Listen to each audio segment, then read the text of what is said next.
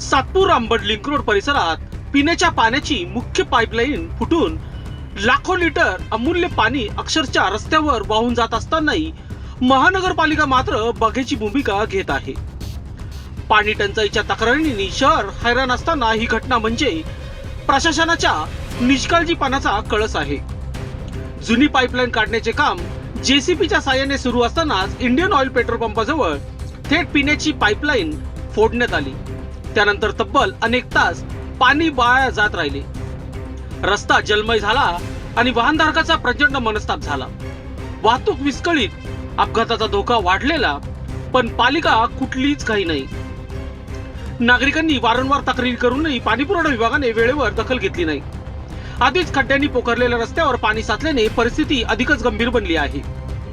अपघात झाला तर जबाबदारी कोणाची, असा संतप्त सवाल नागरिक विचारत आहे। नगरसेवक निवृत्ती इंगोले यांच्या निदर्शनात ही बाब येताच त्यांनी प्रशासनाला चांगलेच धारेवर धरले। त्यांच्या हस्तक्षेपानंतर पाणी पुरवठा विभागाचे कर्मचारी राऊत व खरे घटनास्थळी दाखल झाले आणि अखेर व्हॉल्व बंद करण्यात आले, पण तोपर्यंत मोठे नुकसान झालेच होते। यावेळी सामाजिक कार्यकर्ते संदीप तांबे यांनी घटनास्थळी भेट देत या गंभीर निष्काळजीपणाला जबाबदार ठेकेदारावर तात्काळ कारवाई व मोठा दंड ठोठावण्याची जोरदार मागणी केली आहे। पाणी वाचवण्याच्या घोषणा फक्त पोस्टापुरत्याच का? उघड्या डोळ्यांनी पिण्याच्या पाण्याची नासाडी आणि प्रशासनाचे दुर्लक्ष ही बाब अत्यंत गंभीर बाब आहे।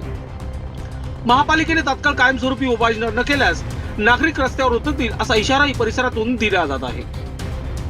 या ठिकाणी प्रभाग 26 मध्ये पपाया नर्सरी ते एक्सलो पॉईंटचा हा जो मुख्य रस्ता या ठिकाणी केवल पार्क आणि मळे परिसराला जी पाण्याची लाईन जाते ती या ठिकाणी आपल्या MIDC म्हणजे औद्योगिक वसाहतीचं जे काम चालू होतं जुन्या पाईपलाईन्स काढायचं, तर त्या कॉन्ट्रॅक्टरच्या मशीनकडनं ही लाईन काल फुटलेली आहे। परंतु त्यांनी तशी कुठलीही माहिती नाशिक महापालिकेच्या कुठल्याही पाणी पुरवठा अधिकारी किंवा कर्मचाऱ्यांना न दिल्यामुळं आज या ठिकाणी इतका मोठा पाण्याचा व्यत्यय चालू आहे आणि हे सर्व पाणी या ठिकाणी वाया जात आहे। याच्या जबाबदार जो कोणी कॉन्ट्रॅक्टर असेल त्याच्यावर जबाबदारी कारवाई करावी।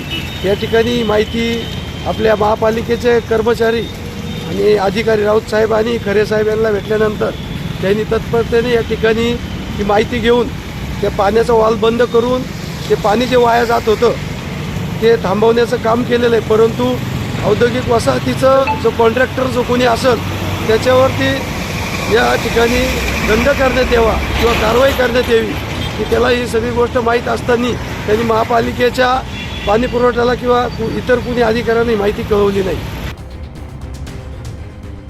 वृत्तसंकलन विभाग, अंबड, नाशिक।